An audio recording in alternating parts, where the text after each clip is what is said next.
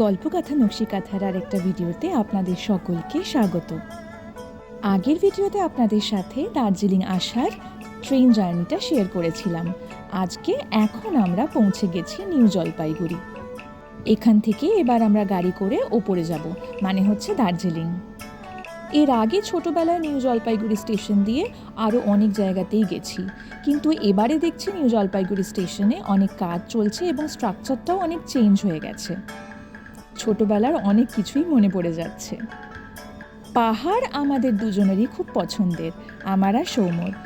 সব জায়গাতেই ঘুরতে যেতে ভালো লাগে, তবে পাহাড়টা একটু বেশি অ্যাট্রাক্ট করে। আর দীঘা, পুরী, দার্জিলিং এটা তো বাঙালিদের সাথে ওতপ্রোতভাবে জড়িত। এই দার্জিলিংয়ের যাত্রায় আপনাদের সাথে আমাদের ছোটবেলাকার কিছু গল্পও বলবো।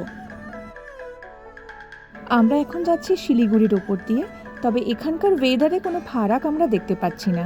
ঠিক যেরকম কলকাতায় থাকে সেরকমই এখানেও রয়েছে। আমরা নামলাম ওই 11:30 পৌনে 12টা, আর আমাদের বেরিয়ে আসতে আসতে মোটামুটি ওই 12টার মধ্যে গাড়িতে উঠে পড়েছি। স্টেশন থেকে বেরিয়ে এসে বেশ গরমই লাগছিল, রোদটাও বেশ তেজ আছে আজকে।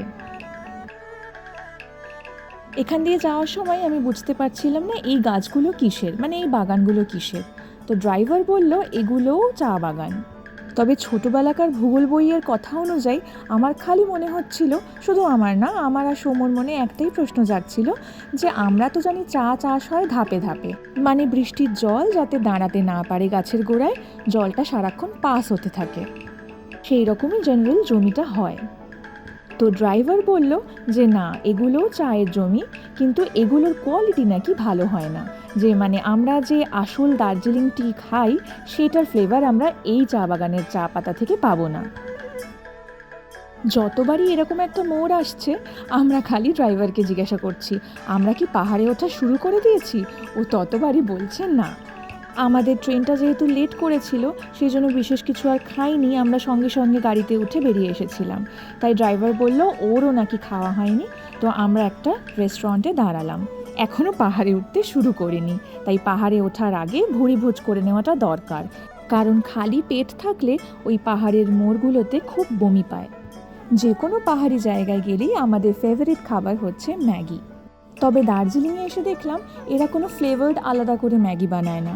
যেমন আমরা যখন মাসুরি গেছিলাম তখন ওরা সুন্দর একটা চিজ ম্যাগি, অনিয়ন ম্যাগি, ওরা বিভিন্ন ধরনের রেসিপি করছিল, বাট এখানে শুধুমাত্র ওদের সিম্পল ম্যাগিটাই অ্যাভেলেবেল। আমরা একটা হাক্কা নিয়েছিলাম আর একটা গ্রেভি নিয়েছিলাম। ব্যাস, খাওয়া হয়ে গেছে। এবার আমাদের সত্যি সত্যি পাহাড়ে ওঠার পালা। এই কদিন ধরেই বলছে এখানে নাকি খুব মেঘ হচ্ছে, মানে রোদ আজকে অনেক দিন বাদে উঠেছে। দূরে পাহাড় দেখলেই মনটা যেন কেমন একটা করে ওঠে, সে বরফে মোড়াই হোক আর এমনি শুকনোই হোক। পশ্চিমবঙ্গবাসীদের কাছে দার্জিলিংটা খুবই একটা কমন জায়গা, তবে আমাদের কাছে বলতে পারেন এটা একটা মোস্ট অ্যাওয়েটেড ট্রিপ। আমরা দুজনেই ছোটবেলায় যে যার মা বাবার সাথে দার্জিলিং ঘুরে গেছি। তবে হয় না যে দার্জিলিং ঘুরেছি ঠিক কথা, কিছু একটা বাকি রয়ে গেছে। এই ট্রিপটাও বলতে পারেন সেরকমই একটা ট্রিপ, সেই যেগুলো ছোটবেলায় বাকি পড়েছিল সেগুলো পূরণ করতেই এসেছি। বেশ খানিকক্ষণ হলো এই রেল ট্র্যাকটা আমাদের সাথে সাথেই যাচ্ছে। এটা দার্জিলিং হিমালয়ান রেলওয়ে ট্র্যাক। চাইলে আপনারা নিউ জলপাইগুড়ি থেকে ডাইরেক্ট এই টয় ট্রেনে করে ওপরে আসতে পারেন, কিন্তু সেটা আবার খুব টাইম টেকিং। সেই সকাল 9টায় ছাড়ে আর এই দার্জিলিংয়ে এসে পৌঁছয় প্রায় 5:40 না 5:20 এরকম একটা সময়। ছোটোবেলায় তো মায়েদের সাথে এসেছিলাম, তাই বাড়িতে একটা ভিডিও কলও করেছিলাম। দুই বাড়িতেই ভিডিও করে দেখাচ্ছিলাম, আর সবাই বলছে যেন আমরাও এই ভিডিওর মাধ্যমে আবার দার্জিলিং পৌঁছে গেছি। সবাই সেই আগের স্মৃতিটাই আওড়াচ্ছিল। তবে এখন অনেক জায়গাতেই দেখছি বাড়ি হয়ে গেছে, রেস্টুরেন্ট হয়ে গেছে, আগে এত কিছু ছিল না। রাস্তাটা পুরোটা ফাঁকা ফাঁকাই থাকতো, আর পাশে এই সুন্দর পাইন ফরেস্টটা দেখতেও বেশ দারুণ লাগছে। আমরা প্রায় হোটেলের কাছে পৌঁছে গেছি। সেই কখন কোন সকালে ঢোকার কথা ছিল, আর এখন আমরা ঢুকছি প্রায় 3:30 বাজে। ভিডিওটা ভালো লাগলে লাইক করবেন, শেয়ার করবেন এবং আমার চ্যানেলটা সাবস্ক্রাইব করে নেবেন।